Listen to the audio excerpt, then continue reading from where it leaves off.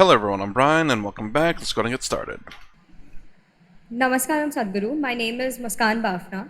And my question to you is that many times in life we face situations where we don't know what next. We don't know what is going on right now. We are completely blacked out.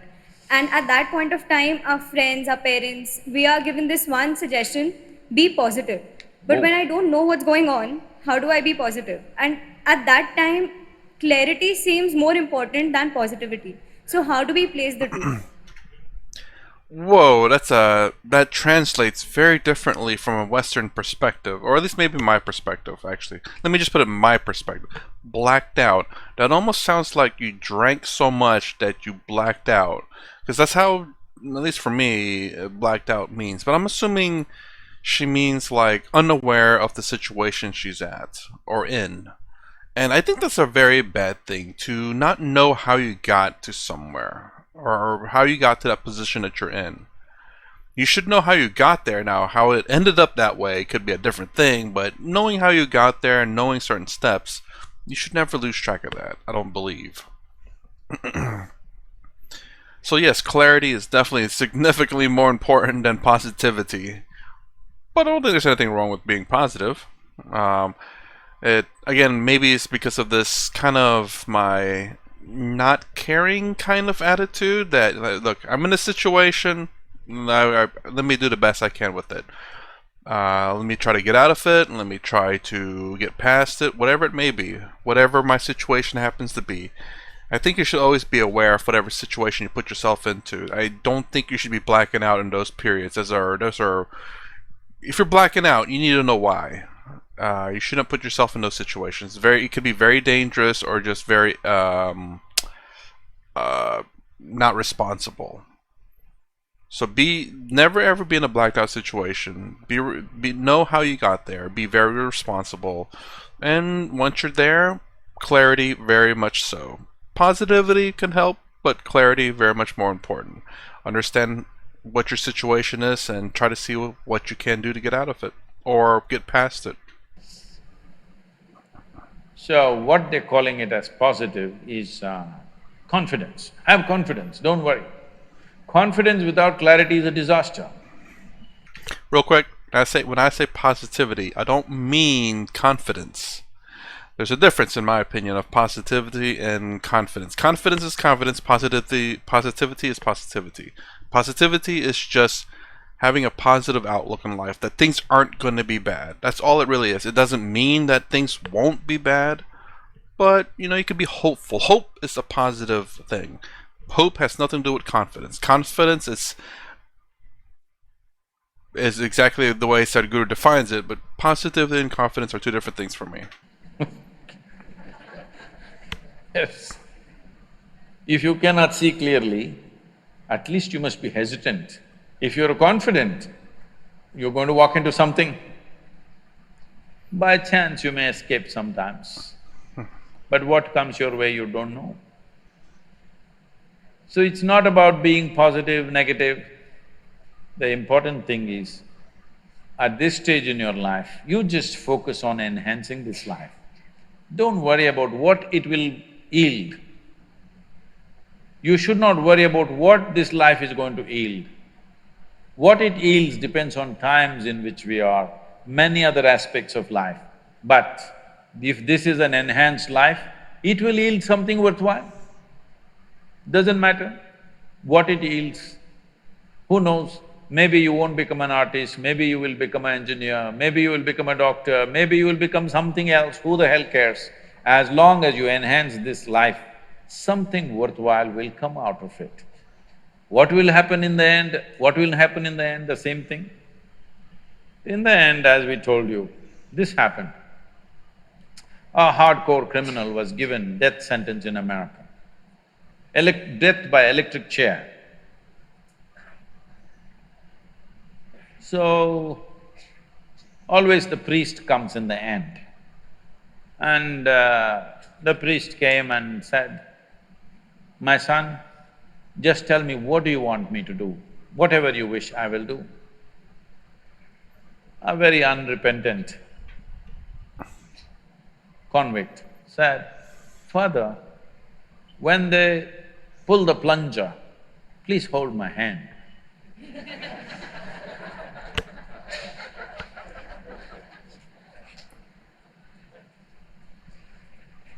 So, very positive.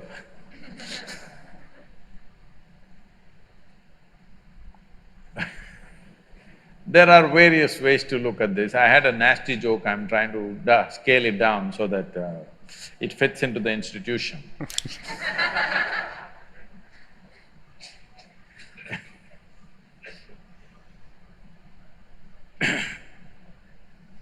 See,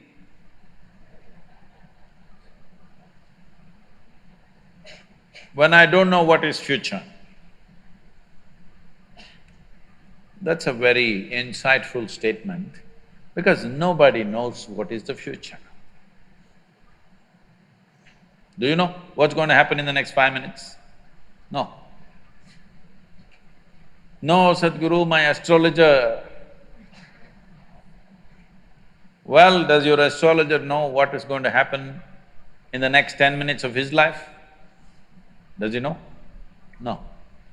He does not know 10 minutes of his life, but he knows your entire life. It's a fantastic thing, you know. So, you don't know future, isn't that a great thing, fortunately? Suppose you know your entire future, would you not want to commit suicide right now? Huh? I guess I have a bit of a way to answer that question, but it's probably not. If you know your entire future, you know what you can do. Future is never set. I guess it all depends. I've thought about this because of many different movies that deals with the future.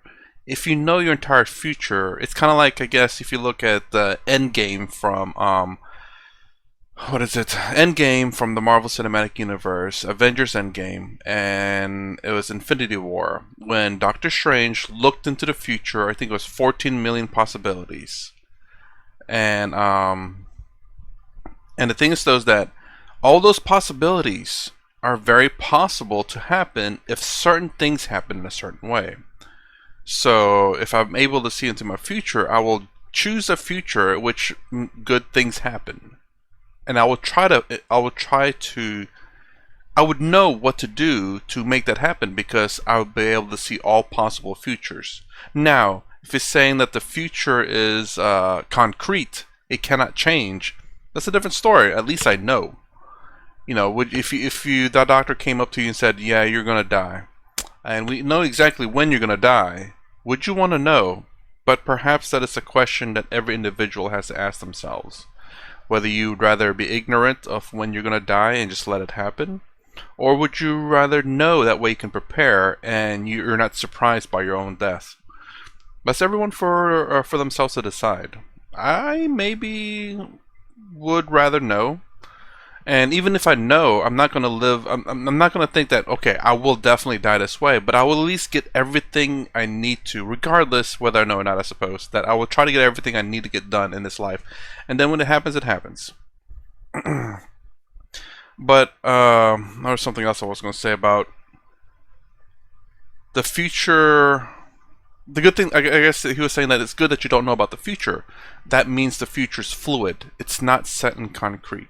So if we don't know what the future is, it is not set in concrete and it can always change. It's fluid. It's ever changing.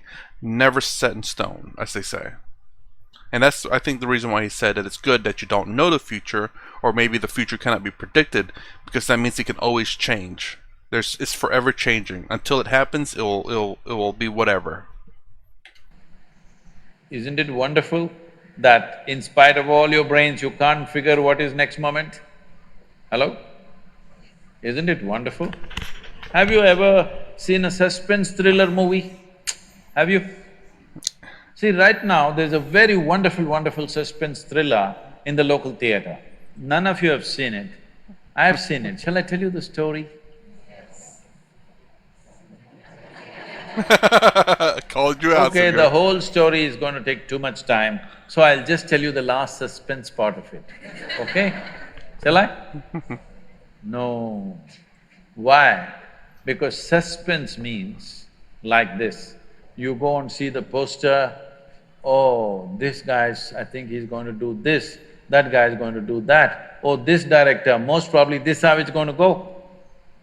Then you go inside, see all those still images, then you said, definitely this guy is going to do this, that guy is going to do this, all kinds of projections. You go and sit in the auditorium, first few scenes and said, this is it, he's going to do this, but he did something different.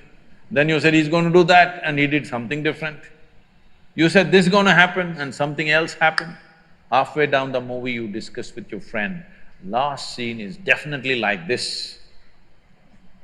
When the last scene came, something totally different happened. Then you come out and say, wow, what a wonderful movie. Yes? You went there, sat, you saw the first scene and you said, this is what is going to happen, and that's what happened in the last scene, as it happens in most movies. Then you come out and said, this is no good, isn't it? So essentially what you're saying is, if all your predictions go wrong, it's wonderful. If all your predictions come true, it's no good. Then I'm asking, what's wrong with your life? Your life is fantastic. You can predict whatever, it all goes wrong, goes wrong, goes wrong. Wonderful, wonderful, wonderful. Only problem is, you lost your ability to enjoy the suspense, that's your only problem. Yes? You want to know the end. You're a match fixer. Yes, you're a match fixer. You want to know the end before you play the game. Match fixer or no? Today it's a crime in this country, match fixing, you know. So don't try to match fix your life. Let's see what the hell happens, huh? Whatever happens, you came here with nothing, you'll go with nothing, so what the hell? The only thing is, did you make your life's experience profound enough, intense enough? That's all there is. What's there to happen? So what will happen tomorrow? What will happen tomorrow? I'll give you a simple thing. The best thing about life is tomorrow never happens. Yes? If you just know how to deal with what's now, you know how to deal with your entire life. This moment if you know how to manage your thought, your emotion and your body, rest drama outside happens. But if this is like this will be joyful and wonderful no matter what's the drama around you. Yes? Oh, what if this happens, what if that happens? Yes, all those things can happen. But you came here to experience life, not to avoid life, isn't it? Are we sure? Are we sure? You want to right now go into the museum? No, no, no. Oh, you're misunderstanding my question, you're art students. No, no, I'm not asking you to go for a visit in the museum, I'm… as an artifact, do you want to go into the museum right now yourself? No, this is the time to live. To live means you don't know what the hell is tomorrow. Anything. Either you must be excited about it or you can be fearful about it. You're fearful about it because you already fixed what should happen.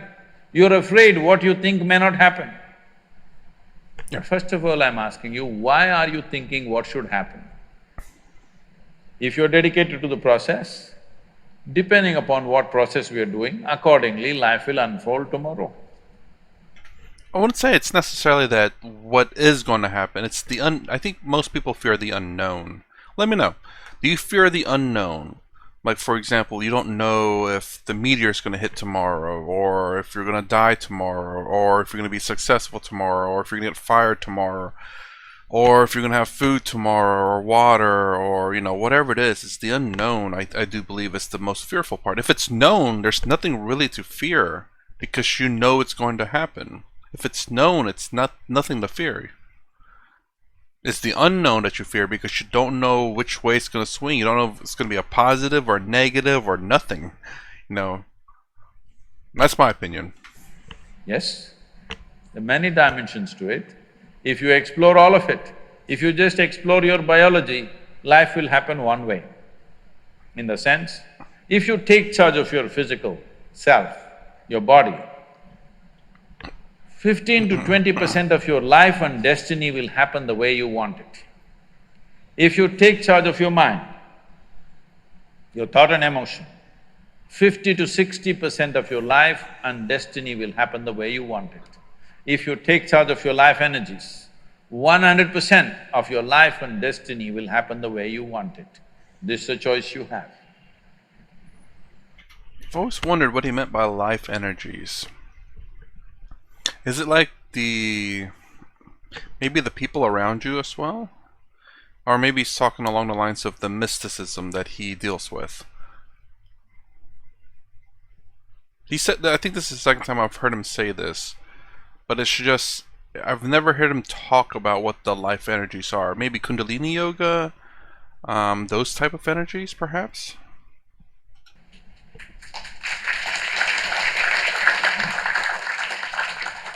I think I must leave before I'm ousted. What's your time, please? Namaskar. My name is Kaustubh. I actually wanted to ask you that after all the knowledge you've gained over time, do you believe this community, the society, the very system we are living in is correct, or I'd say appropriate? I mean, whatever we are living in is just an imaginary concept. I mean, I feel we're designed and are capable to do a lot more, a lot more than we think. But instead, our efforts of our body and literally whole lives are wasted on what? Earning for life, which is already given to us. So, I mean, it's like wasting all your precious energy on a dream which doesn't really have any existence to life. You're telling me or? I'm asking you, what do you think? That's a loaded question. What's your take on this? You're wondering whether my life is being wasted or? Yes. My, not… It's mine. See, it once happened. Shankaran Pillai was running a small street side restaurant, and then his chicken cutlets became so famous. People started queuing up for his chicken cutlets. He sold in hundreds, made a lot of money.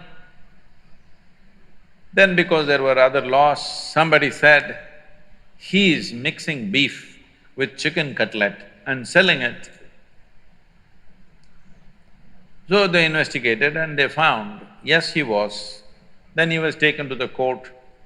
The judge asked, now that it's proven that you have been mixing beef and chicken in your chicken cutlets and deceiving people, how much of these both things were you mixing? Shankaran Pillai said 50-50. The judge asked, what do you mean 50-50? He said, one chicken, one cow. Oh.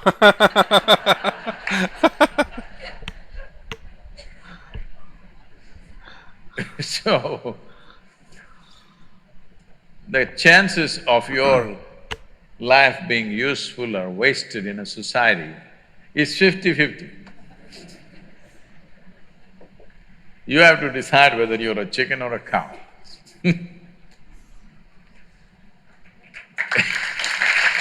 I genuinely love his stories about this character. It's so funny. I think he talks about it quite a bit in the Karma audiobook that he talks about. And I asked this question, is this like a real person? And I was like, every time I hear it, it's like, okay, this is a person he keeps talking about. But then one of the stories he told was that this person had bought a house, a car, a boat, and all of this stuff in America. I'm like, it's like, wait, well, maybe this is not a real person. I'm not sure. And the story was about, he and his wife, they're riding around the boat, always having fun, not worrying about the debt they accumulated. And they crashed a boat out somewhere in the middle of, the ocean. And, the wife was worried. It's like, hey, weren't you worrying? We're lost out here. We're by ourselves. Like, don't worry. The tax people, with all the debt that we collected, they always seem to find me, so they'll find us out here too. I like that story.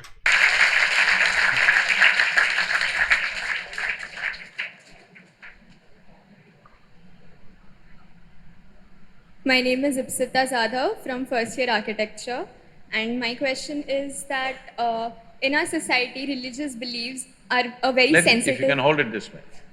In our society, religious beliefs are a very sensitive topic, and we come across many people who blindly believe in things. So, how do we talk to them and ask them to think rationally instead of just believing in things? Ooh, talking about bhakti yoga here.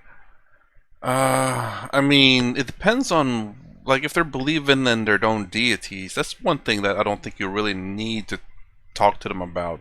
So long as you're not forcing it on anyone, it's fine, honestly. But are they just blindly believing in other things? That could be where the question lies. Like in terms of nature, like I guess there are some people in America where they believe God will prevent the hurricane from coming and hitting Florida or something like that. And then he's like, "No, we gotta get out of here. All the praying that you do is not gonna stop this hurricane from coming here. No matter how many prayers you do, we have to leave." It's like, no, no, no, no. The person says, "No, I prayed enough. God is gonna deviate the hurricane." That's believing blindly, and that's what I would think her question would be. But I think it's just maybe their belief in a deity.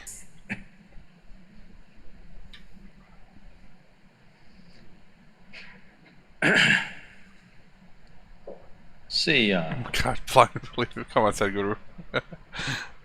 there is no such thing as blind belief and seeing belief.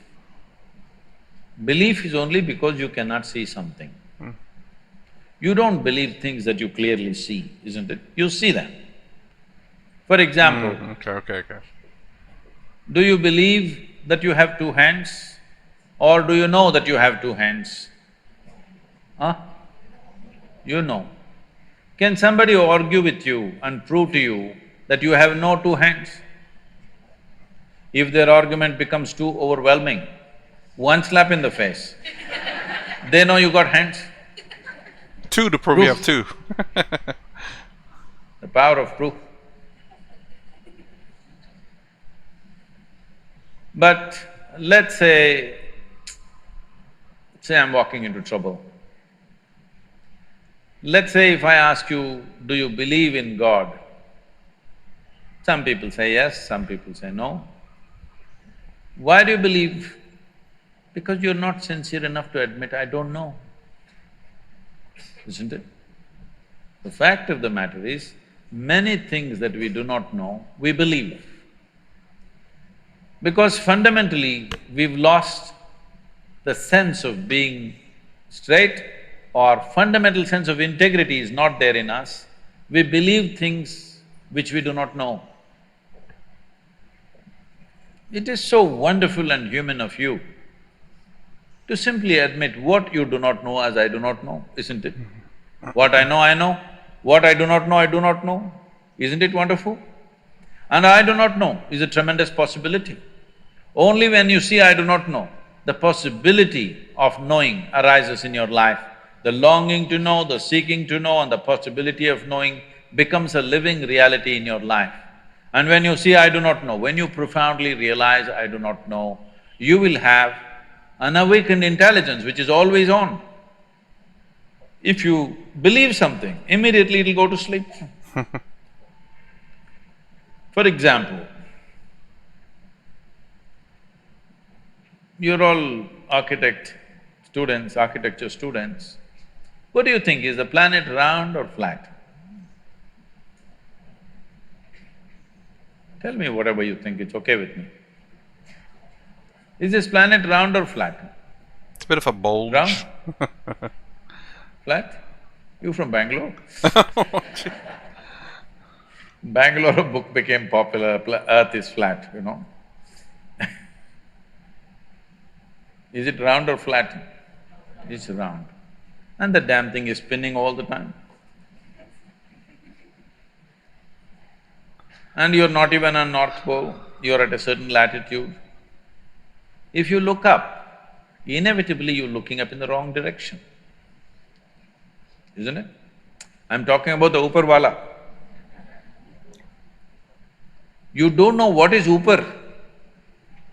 Can you know? Do you know which side is up in this cosmos? Is it somewhere marked this side up? Are you capable of knowing which side is up? No. So you do not know which is up, but you know who is up. This is very dangerous. It's caused immense disturbance and hatred and violence and wars and all kinds. But it has its benefits because it's a very inexpensive psychiatry. When you feel shit scared of life, don't worry, God is with you. You feel good. If you have to go to psychiatric counseling, it's very expensive and you need a lot of furniture and it's inefficient, one-on-one. It's not like that. This can be dispensed large scale. It is useful for people. So there's no point destroying it, that's what I'm saying. There's no point destroying religion, but you must transit from religion to responsibility, it's very important. Once your basic problems of fear and anxiety are handled, you must move from religion to responsibility. This entire movement is just this, to move people from religion to responsibility, from looking up to looking in. Because everything that a human being can explore is within, not up in the sky. Yes or no? If there is anything worthwhile, your joy and misery, your intelligence and stupidity, your nonsense and all the most valuable things, everything is within, isn't it so?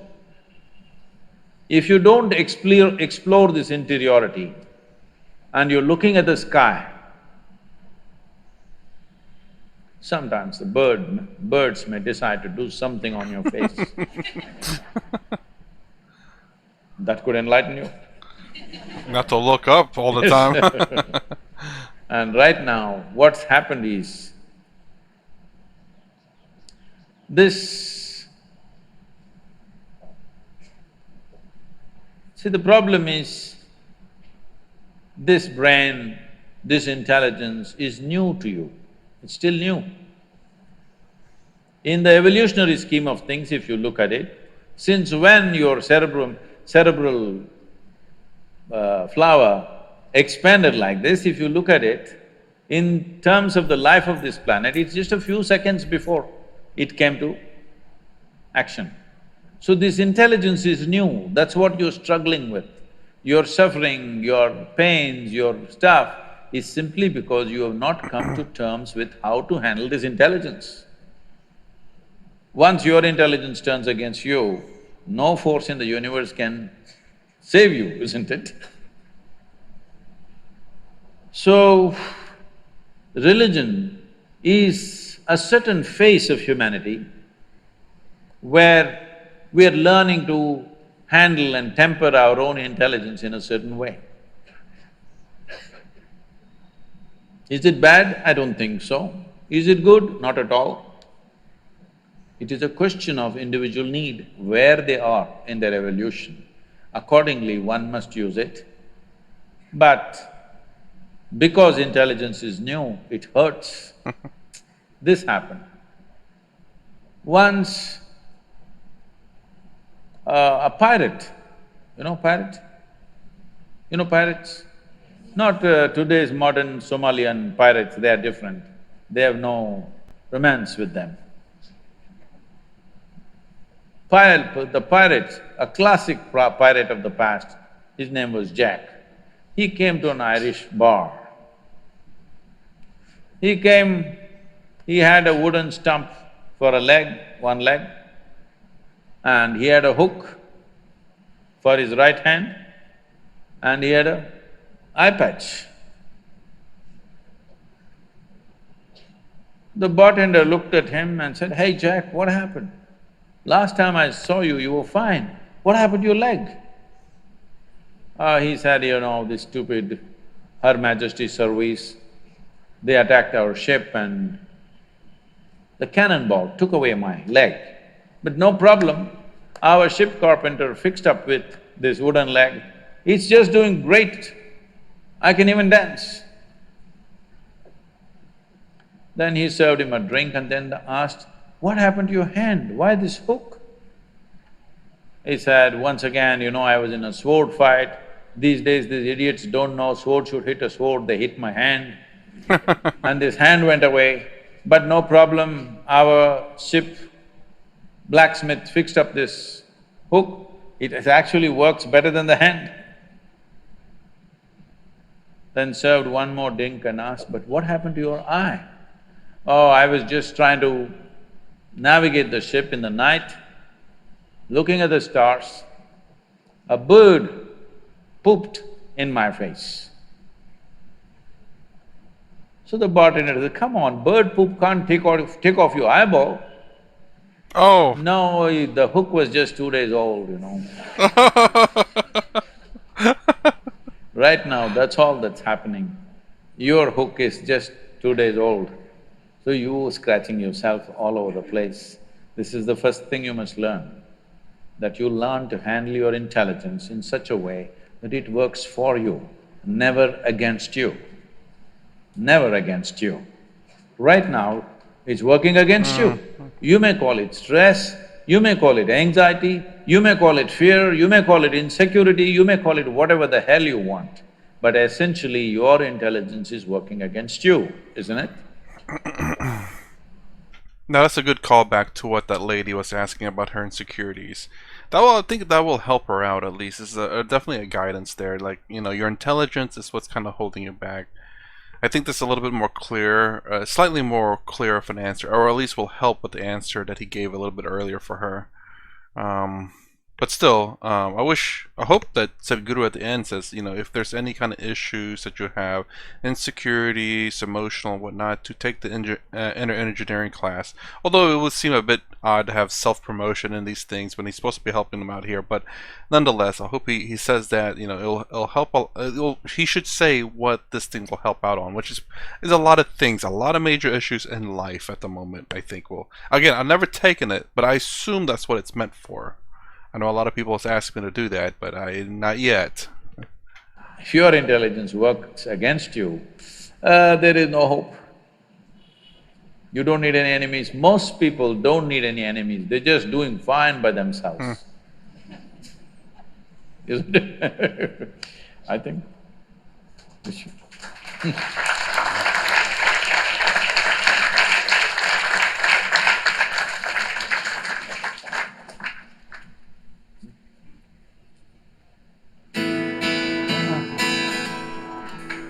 So, I would like to make use of this opportunity to tell you that, as we said earlier, India has been a land of tremendous aesthetics thousands of years ago. But today, if you look at the homes that we are building, all the 72 shades of Asian paints are used in one two-bedroom house. I want all of you to take this on a mission mode, that you must bring aesthetics back into this land. It's very, very important, because the quality of our life is not just determined by what we eat and what we wear, the shapes and forms and the aesthetic around us. Many of you traveled to Nepal and Bhaktapur and… Only one? No, you can't do this. You must visit Bhaktapur, you must visit Dwarika in Nepal, you must see, because this is, with simple things that they have, whatever they had 1,000 years ago, it's all brick and terracotta. With this, the level of aesthetics that they've created 1,000 years ago is something so amazing and fantastic. Only a small part of it is remaining. That remaining part still amazes us, how did they do this? So, you're most welcome. Please make use of Isha Yoga Center in whichever way you can. Those of you who've focused on something, if you want to go into hibernation, but focused hibernation, we will offer you a place and 2 meals a day. because I feel artists and creative people must not be thinking of timelines. By the time I'm 25, I must have produced 100 pieces of art. This is a stupid way to go. Maybe there'll be times to hibernate, maybe there'll be times to wait. Please make use of this, we are available to you in whatever way. I wish all of you a possibility of finding access to the world in such a way that whatever your talents are finds expression in this country and the rest of the world. Thank you very much.